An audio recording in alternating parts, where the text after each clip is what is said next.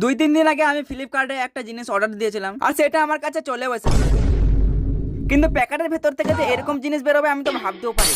সকালবেলায় 3-4টা চিনি দিয়ে আমার ব্রেকফাস্টটা কমপ্লিট করে ভাবছিলাম একটা কাজে যাব। হ্যাঁ, কিন্তু তোমাদেরকে তো একটা কথা বলাই হয়নি। হ্যাঁ, সেটা হচ্ছে আমার কেটিএম এর ইঞ্জিনে একটু হালকা করে প্রবলেম হয়। আর ইঞ্জিনের প্রবলেম যেহেতু অনেক টাকার ব্যাপার, বুঝতেই পারছো। তবে আমার কি কোনো টাকার অভাব বলো?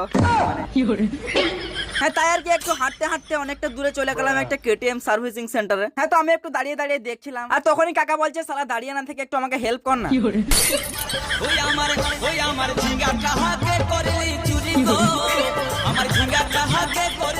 আর তারপর আমার কেটিএম টাকা নিয়ে ঘরের দিকে যাচ্ছিলাম আর মাঝ রাস্তায় ডেলিভারি বয়ের সঙ্গে দেখা। তার কাছ থেকে আমার পার্সেলটা রিসিভ করে আমার কেটিএম এ চাপিয়ে ঘরে নিয়ে চলে এলাম। হ্যাঁ, চলো এটা এখন তোমাদের সামনে আনবক্সিং করি। গাইস, এইটা ছিল একটা বড় লোকের কম দামি আয়রন। ওই হালকা করে জাঙ্গিয়ে টাঙ্গিয়ে ইস্ত্রি করা হবে, বুঝতে পারছো। হ্যাঁ, তো সেটা বড় কথা নয়, বড় কথা হচ্ছে এটা কি আবে ভাঙ্গা